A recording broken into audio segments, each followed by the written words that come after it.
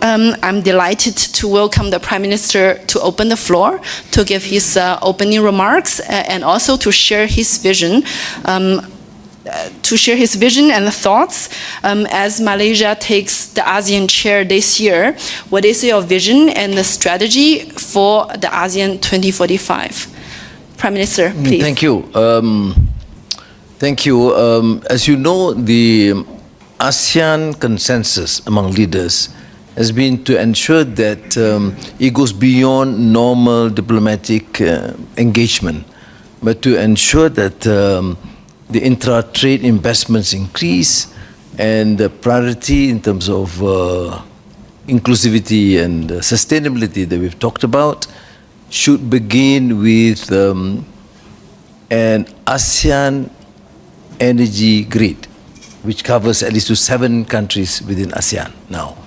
And then second priority is, of course, digital transformation within ASEAN, which means AI-driven connectivity, to take into consideration of the various gaps between those in the urban centers with more connectivity to the less developed areas.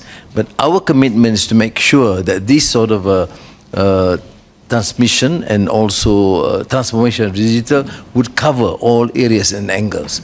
If these two priorities are achieved, I think it will be a phenomenal feat for ASEAN as a region, because as you know, it is relatively most peaceful region in the world, and fastest growing economy, but we have not given emphasis to substantive economic or technological collaboration. And the consensus that we have achieved, therefore, to my mind, is a very important radical departure from the conventional view of ASEAN leaders in the past. And this is, of course, where the experts would have to give an input, because we are not starting at ground zero, of course, but we are embarking aggressively now till we meet in May together with the Gulf Council, GCC, and possibly with the participation of China and the United States. And then towards that, to expand and accelerate the process to make sure that by October, soon after APEC in South Korea, I don't know whether they can still have it in Korea, right? Then the APEC in Kuala Lumpur would certainly be able to see substantive results. And I think, in my communication with my colleagues, we all want to make a difference. It's no longer pious platitudes about collaboration, but substantive in these two issues. Thank you. Thank you very much, Prime Minister. Thank you for sharing all these very valuable insights with us. I think all of our panelists mentioned many times the word collaboration. So, Prime Minister, in your opinion, what can the ASEAN leaders still do to forge this collaboration? It's already ASEAN as one community is quite strong, but we can always do better. In your opinion, what could be done to unlock ASEAN's full potential? Well, the term collaboration, as far as I'm concerned, I mean, the humility to acknowledge that this is a new technology, challenging. We don't have all the answers, and therefore the collaboration must begin with the stakeholders, with the players, Bain, all the companies, from states, from China. We must therefore continue to engage to make sure that we craft the correct policies. That's very important. So when we have, for example, the National AI Office, now the task is therefore not to come with prescriptions, is to get all the input necessary, what needs to be done. Of course, the ecosystem. The ecosystem includes airports, ports, infrastructure, centers of excellence, research, collaboration with universities. So collaboration, to me, includes not only collaboration among leaders of ASEAN, but demand collaboration with the private sector. This is an area which requires governments and the ruling elite to acknowledge their limitations and to understand if we are to succeed, they must be involved in every sector. For example, what type of facility do you require in the Center of Excellence, in the universities? How do you collaborate to get all these companies to be involved to identify what they need, what talents they require? And this is not the answer the universities can give, except if they collaborate with the private sector. Of course, we have been doing it, but I don't think we have done it in a radical manner to appreciate the urgent need for this reform. And then, of course, to relate to supply chains, because otherwise, it is just an implant from totally a foreign entity and just getting the best in terms of cheap energy and cheap water. Of course, that is untenable politically. So we have that requirements, yes, water, resources, and also the grid, because they would give this comfort to the potential investors that for the next 10 years you don't have a problem with the energy requirements, which is phenomenal increase. But to my mind, more important still is the talent and to identify those companies, local companies that could be reliable in terms of supply chains. We are fortunate in Malaysia, in terms of semiconductor, because they've been there 30 years or so, or more. But we should share this. And one of the things we have done, taking into account of the request from Indonesia, Philippines, and Brunei, for example, to get their team to come and share from our limited experience, and I've asked Singapore to do likewise, particularly when they have Johor Singapore Economic Zone.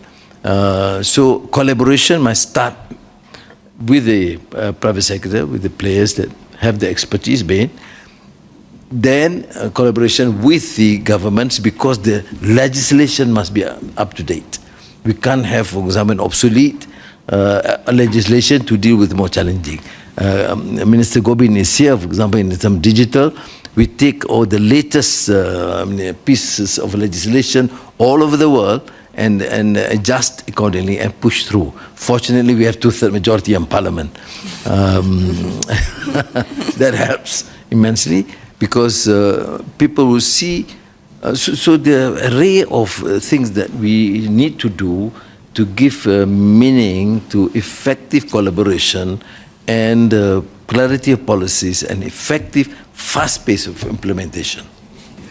Hello, I'm Montai from TNN Thailand. I'd like to ask the Prime Minister of Malaysia 2 questions. The first question is, are you considering to promote nuclear power, especially at SMR, recently? And the second question, we have now seen the industrial relocation and digital infrastructure explode in ASEAN country, and Malaysia won the money, Thailand won the FDI and money. How could we find a fairly balance of this situation while we are still need FDI? Well, in the first place, the nuclear requirement is accepted. Although to us is not that pressing, looking at the potential from Sarawak and solar and also the grid.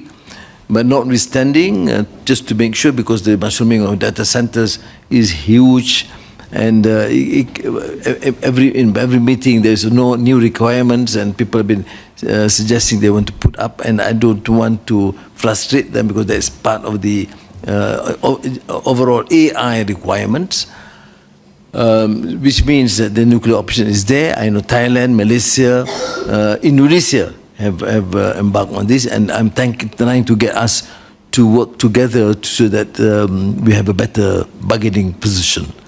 Now, on the issue of FDIs, we all attract over data centers.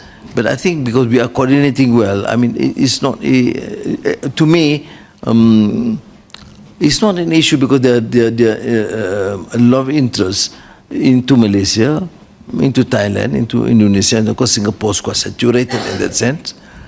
I don't see that as a problem whatsoever. I mean, we are in coordination. Of course, sometimes they joke, some of these companies prefer Malaysia or some Thailand, but I think the potential is just enormous.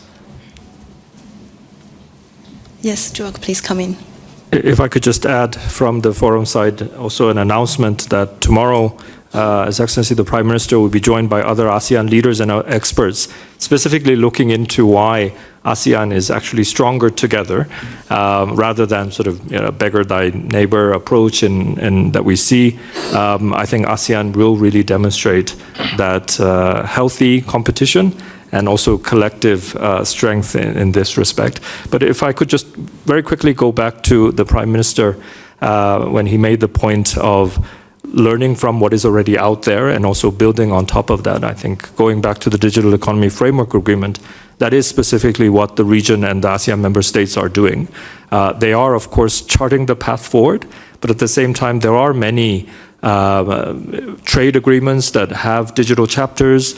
There are some maybe not regional digital economy agreements, but some existing agreements. And the forum also has been quite, I think, fortunate in terms of partnering to create an online repository for all of the ASEAN member states so that they can actually reference and learn and build on what already exists, but also adapt it towards ASEAN's context and come up with this first ever regional digital economy agreement. So I wanted to also slide in a bit of PR on the project that we're running there. DEFA is of course critical. That's you see the list of our priorities, but also FTAs. We just signed last week with UAE and CPTPP with UK, and then now we want to have a fast track with the EU FTA, because that would help. Because a very important component was missing in all the previous FTAs is of course digital. Thank you so much.